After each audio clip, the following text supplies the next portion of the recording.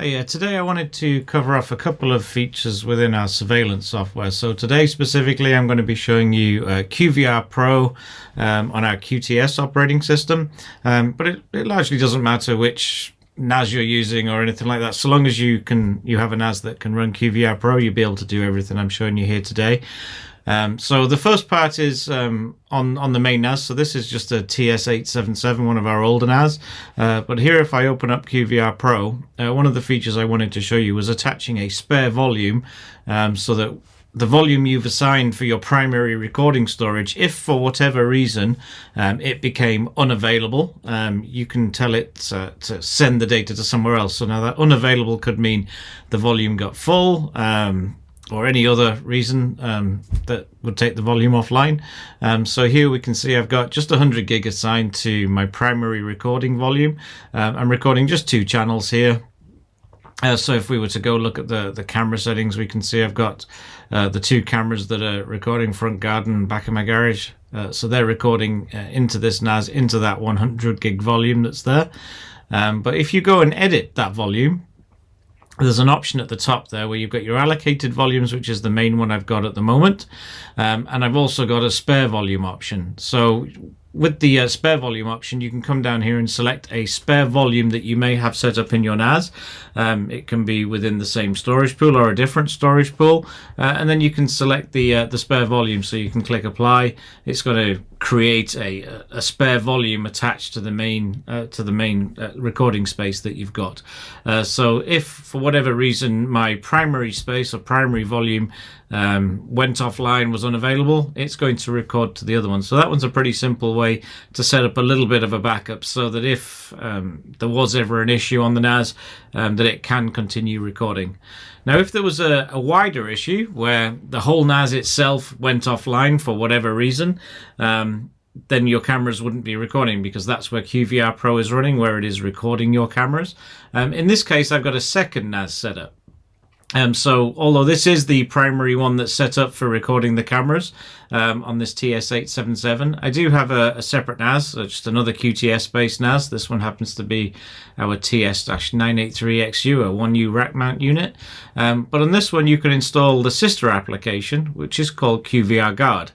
So this particular NAS, I do not have QVR Pro installed, the full application. I've only got QVR Guard installed.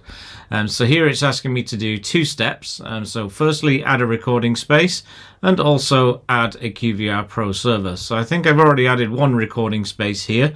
So again, just a 100 gig volume for the demo here. So that one's allocated there. There's nothing written to it because I've not set up QVR Guard yet.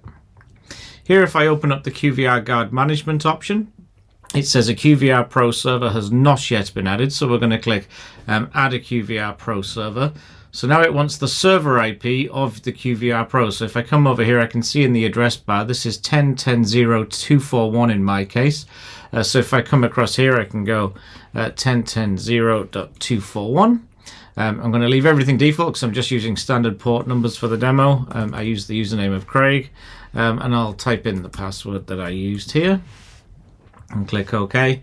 It might give me a warning here. There you go, a little bit of a warning because the NAS aren't perfectly matched, so it's just letting me know that there's a bit of a mismatch. It recommends matching the hardware specifications, so I'm okay with that. So I've just clicked OK. It's still going to connect the 2 together.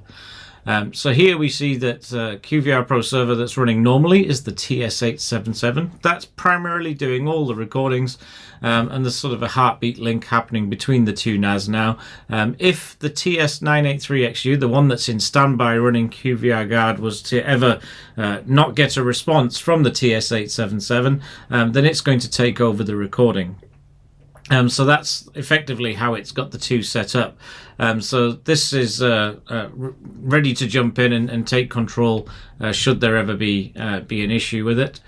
So here what I'm going to do is I'm going to quickly nip to my garage where these 2 units are, and I'm going to go unplug the Ethernet cable out of the TS-877.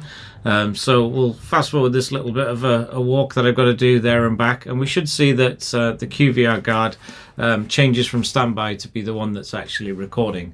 So give me a second here and I'll go unplug that Ethernet cable.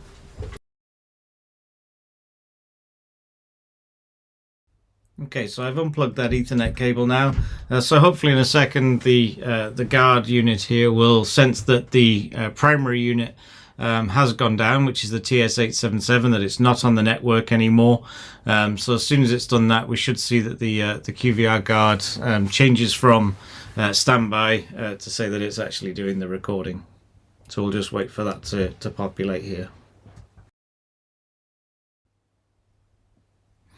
So there we go. We see that it's unavailable on the TS877. We're unable to do it. We see the log information there saying that it's going to start taking over from the TS877 and that it's finished taking over from the TS87. So right now, those two cameras that I had set up over on the TS87, they are now being only recorded to the TS-983XU.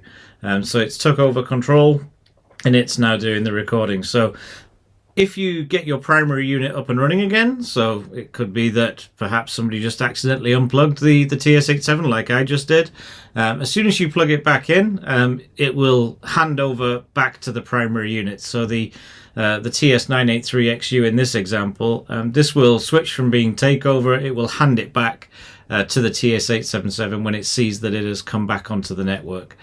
So there's nothing to do to sort of fail it back to the other NAS. It will take over. It is always going to be the primary recording location if it is online. But here's just a free feature that's a sort of sister application within our QVR suite of apps. So we've got QVR Pro, QVR Elite, QVR Guard, and we've also got QVR Center if you want to merge multiple QVR Pro or multiple NAS or different sites that you may have all into a single management interface. We have QVR Center for that as well. So that's just a little insight on how you would set up QVR Pro. First with a spare volume that's attached to your primary volume. So if a volume ever went down, it will switch over to a spare one. And also, if you do happen to have two NAS, you can use the QVR guard feature so that the second NAS can be monitoring the first NAS and immediately take over as soon as possible. When it sees that the primary NAS is down, it will bounce over and still do the recording so that you have very minimal downtime in the recording footage that you're taking with your cameras. If anybody has any questions about this, please do let us know in the comments section down below and we'll get back to you as soon as possible. Thanks a lot. Bye.